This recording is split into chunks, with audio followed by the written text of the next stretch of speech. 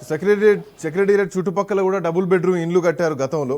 So ఇప్పుడు ఖాళీగా 39,000 double బెడ్రూమ్ల ఇండ్లు ఉన్నాయి. ఇవన్నీ లబ్ధిదారులకు ఎందుకు ఇవ్వట్లేదు? ఆ రోజు వాళ్ళు ఇవ్వలేదు, ఇప్పుడు ఈ ప్రభుత్వం వచ్చిన తర్వాత వీళ్ళు ఎందుకు ఇవ్వట్లేదు అన్న ప్రశ్న కూడా ఖచ్చితంగా కనిపిస్తోంది. 39,000 డబుల్ బెడ్రూమ్ ఇండ్లు. సో ఇవి లబ్ధిదారులకు ఇవ్వాల్సినటువంటి అవసరం ఉన్నటువంటి నేపథ్యంలో కొత్తగా ఇందిరమ్మ ఇండ్లు కడుతూ 5 లక్షలు సబ్సిడీ ప్రభుత్వం ఇస్తే 6 లక్షలు మళ్ళీ వాళ్ళపైనే భారం ఇస్తే ఒక పేదవాడు కట్టుకునేటువంటి స్తోమత లేకనే ప్రభుత్వం నుంచి మంజూరు చేసేటువంటి ఇండ్లు తీసుకుంటే వాళ్ళ మీదే భారం ఇస్తే ఎట్లా అన్నది ఈరోజు వినిపిస్తున్నటువంటి ప్రశ్న. దట్టు జిహెచ్ఎంసీ పరిధిలో, గ్రేటర్ హైదరాబాద్ పరిధిలో కోర్ అర్బన్ రీజన్ ఎకానమీ అని ఇందిరమ్మ ఇండ్ల పేరుతోటి ఈ పథకాన్ని ప్రారంభించింది ప్రభుత్వం. కార్తిక్ గారు, మీరు 5 లక్షలు ఇస్తే పేదవాడు ఇల్లు కట్టుకునేవాడు 6 లక్షలు ఇవ్వాలి. సో ఇదేం ప్రభుత్వం, ఇదేం పద్ధతి? సరే, అయితే 5 లక్షలకు 6 లక్షలు ఇవ్వమని ప్రభుత్వం అడుగుతలేదు.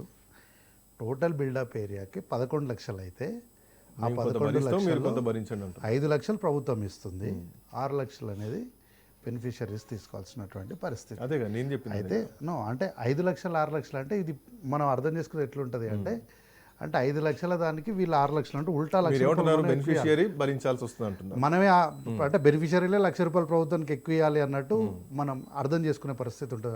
అంటే నేను మిమ్మల్ని తప్పంటలేను, 6 లక్షలు ఎక్స్ట్రా కట్టుకోవాలి. అదే నేను ఏంటంటే కొంత క్లారిటీగా అంటే మీరు చెప్పిందని నేను రీఫ్రెష్ చేసి చెప్తున్నాను చాలా క్లారిటీగా.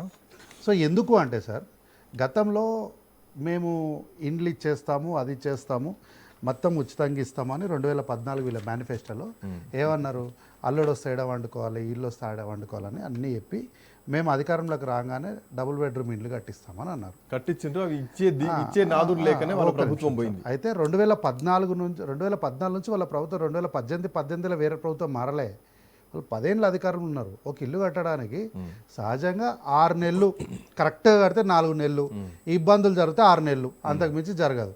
వీళ్ళకి ఇవి కట్టడానికే 10 ఏళ్ళు సరిపోలే. అయితే చాలా నాణ్యమైన ఇండ్లు అన్నారు. నేను ఒక రిక్వెస్ట్ చేస్తున్నాను వేదికను, మనం వెళ్దాం ఆ నాణ్యమైన ఇళ్ళ దగ్గరికి. నేను ఏ పరికరాలు వాడను, నా వేళ్ళు మాత్రమే వాడతా. వేళ్లకు గోడలు పెచ్చులు ఊడిన సందర్భాలని మేము బయట పెట్టలే, మీడియానే బయట పెట్టింది. ఈరోజు కూడా దాన్ని చూపిస్తాం మళ్ళా. సో ఏంటంటే ప్రభుత్వం ఈరోజు మీరు ఏం పరికరాలు వాడడం, వేళ్లతోటి చేతుల వేళ్లతోటి అవి ఎట్లా గట్టిరో చేస్తాం, ఇట్లా కూలిపోతున్నా చూపిస్తాం అని చెప్పేసి మీరు 100%. నేను ఏమంటున్నా, ఇది చూపించడానికి మరి 2.5 సంవత్సరాల టైం ఎందుకు తీసుకున్నారు? కాళేశ్వరం ప్రాజెక్టు కూలిపోయినట్టు ఇది కూడా ప్రభుత్వ ధనంతో కట్టింది కదా ఈ ఇండ్లు, డబుల్ బెడ్రూమ్లన్నీ. సో అన్ని అంతస్తులు కడుతుంటే మరి ఇప్పటికీ మరి వాటిపైన ఎందుకు చర్యలు తీసుకోవట్లేదు? అవి కూలిపోవడానికి సిద్ధంగా ఉన్నాయని చెప్పేసి ఎందుకు ప్రజలకు చెప్పట్లా? అవి కూలిపోవడానికి సిద్ధంగా ఉన్నాయి కాబట్టి, అవి కరెక్ట్గా లేవు కాబట్టి దానిపైన జరిగింది బీఆర్ఎస్ పార్టీ హయాంలో. నేనేమంటున్నా, వాళ్ళ హయాంలో జరిగిపోయినాయి. గవర్నమెంట్ పార్టీ గురించి చెప్తలేను, ఈ గవర్నమెంట్ నేను వాళ్ళ హయాంలో అలర్ట్ చేసే పరిస్థితి లేదని స్టేట్మెంట్ ఇస్తారా? నేను వాళ్ళ హయాంలో జరిగింది చెప్తున్నా. అందుకోసం మనం ఏమంటున్నాము, మేము ఏది చేసినా గతంలో మేము రాజీవ్ గృహకల్ప ఇచ్చినా కూడా ఇదే పద్ధతితో ఇచ్చినాం, రాజీవ్ గృహకల్ప కూడా ఇట్లానే ఇచ్చినాం. అయితే ఈ రోజు కూడా రాజీవ్ గృహకల్ప అనేటివి నిటారుగా నిలబడ్డాయి. అయితే కొల్లూరులో ఉన్నాయని అంటున్నారు, పోయి చూద్దాం. కొల్లూరులో ఇండ్ల గురించి మాట్లాడుతున్నారు, నేను వాటి గురించి అనట్లా. మీరు కడతాం జిహెచ్ఎంసీ పరిధిలో కోర్ అర్బన్ రీజన్ ఎకానమీలో కడతా అన్నటువంటి ఇండ్లకు 5 లక్షలు మీరు భరిస్తే 6 లక్షలు లబ్ధిదారుడు భరించాల్సినటువంటి అవసరం ఏముంది? దాని మీద అడిగితే మళ్ళీ మీరు చరిత్రకి వెళ్ళిపోతున్నారు. చరిత్ర ఏం లేదు. ఇగో మనము ఇప్పుడు రూరల్లో 5 లక్షలకి ఇందిరమ్మ ఇండ్లు ఇచ్చినాం. ఎందుకు ఇచ్చినాము? వాళ్ళకు కట్టుకోవడానికి జాగా ఉంది వాళ్ళకి. సో ఉన్న వాళ్ళకి ఏం చేసినాం, మనం 5 లక్షల రూపాయలు ఇచ్చినాం. ఇంతకుముందు ఇచ్చిన రూరల్ ఏరియాలో అయితే మనం ఎవరి దగ్గర ₹1 కూడా తీసుకోలేదు కదా, వాళ్ళకి జాగా ఉంది కాబట్టి ఆ జాగాలో వాళ్ళు కట్టేసుకున్నారు, అయిపోయింది. సో ఇక్కడ ఏంది అంటే బిల్డప్ ఏరియా కన్స్ట్రక్షన్ చేసేటప్పుడు ఇది ఫ్లోర్స్ కట్టాలి. మనం ఫ్లోర్స్ కట్టాల్సినప్పుడు ఇక్కడ మనం ఏమంటున్నాము, ప్రభుత్వంతో పాటు ప్రజల భాగస్వామ్యాన్ని కోరుతున్నాం. మనం ఏమంటున్నా, మూసి ప్రక్షాళన కోసం 1000 కోట్లు ఖర్చు పెట్టే మీరు పేదవాడి కోసం కనీసం 100 కోట్లు ఖర్చు పెట్టలేరు. అన్నిటికీ ఒకటే ఫార్ములా పనిచేయదు సార్. గతంలో అట్లా పనిచేసినట్టు ముఖ్యం కాదు. గతంలో అందరు మనుషులే.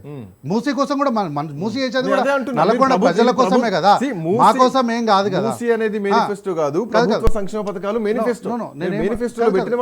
మేనిఫెస్టో గురించే చెప్తా, నేను కూడా మేనిఫెస్టో గురించే చెప్తా. ఇప్పుడు మూసి అన్నది దాన్ని ఎందుకు ముందర పెట్టుకున్నాము, నల్గొండ ప్రజల కోసమే కదా. అట్లాగే మన హైదరాబాద్లో ఉన్నటువంటి ప్రజలు ఆ దుర్గంధం నుంచి బయటపడాలన్నదే కదా. సో ఏదైనా సరే మనం చేసేది ప్రజల కోసమే. కానీ ఇక్కడ ఏంది అంటే సర్వం మేమే చేసేస్తామని జబ్బలు జరుచుకొని తీరాడికి పోయి చూస్తే ఏమీ లేకుండా అట్టహాసంగా ప్రారంభించింది పేక మేడల్లాగా కూలిపోయే లాగా మాకు ఉండొద్దు. సో పేదవాడికి ఇచ్చే ఇల్లు కాంట్రిబ్యూషన్తో ఒక 10 ఏళ్ళు 20 ఏళ్ళు 30 ఏళ్ళు వాళ్ళు సురక్షితంగా ఉండాలన్న నాకు అర్థం కాని విషయం ఏంటంటే, ఒక్క నిమిషం